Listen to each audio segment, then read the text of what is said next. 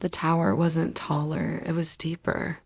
Rusted metal, ancient and pitted, sank into the earth like the roots of a dead god, wrapped around something old that was never, ever meant to transmit. And from it, a voice looped, fragmenting, bleeding into rhythms that made the very trees around it twitch. The boogeyman's voice, a ghost in the static. Don't touch the dial. Don't touch the dial. Don't. Then figures stepped into the clearing. Zero Antarctica. He held a device that pulsed with cold blue light, and he played a counter frequency, a sound as sharp and cold as a shard of glacial ice. He was trying to sever the connection, to cut the cord of this impossible broadcast. But the hills themselves resisted. The land hummed with a stubborn, ancient power. The nearby lake, once rippling with life, went still, its surface turning as black and depthless as film left too long in developer fluid. And in that dark mirror, faces began to appear.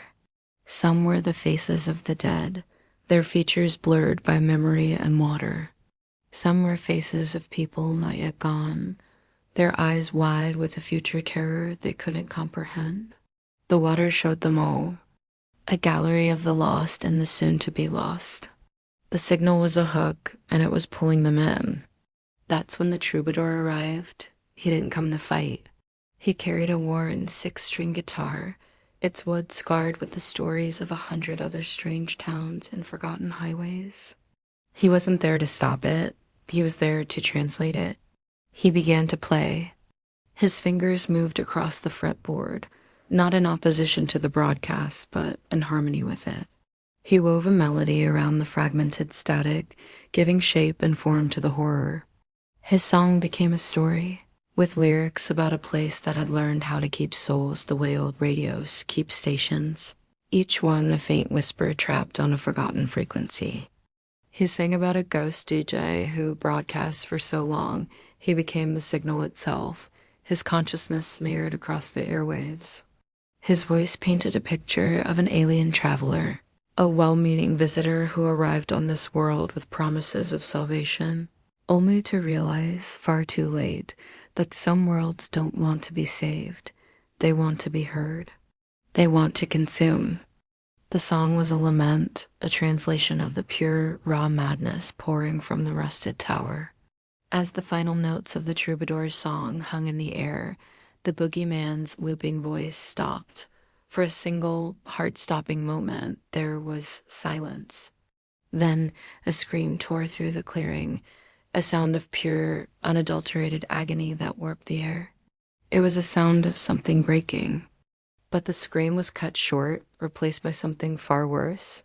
Laughter, a dry, crackling laugh that echoed from the tower, the lake, and the sky itself.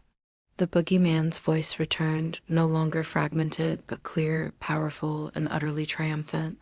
We're syndicated now. A new feeling pulsed from the tower. Something was coming through the signal. It wasn't a ship descending from the stars. It wasn't a ghost rising from the grave. The broadcast had finally found what it was looking for, a listener, and it was hungry.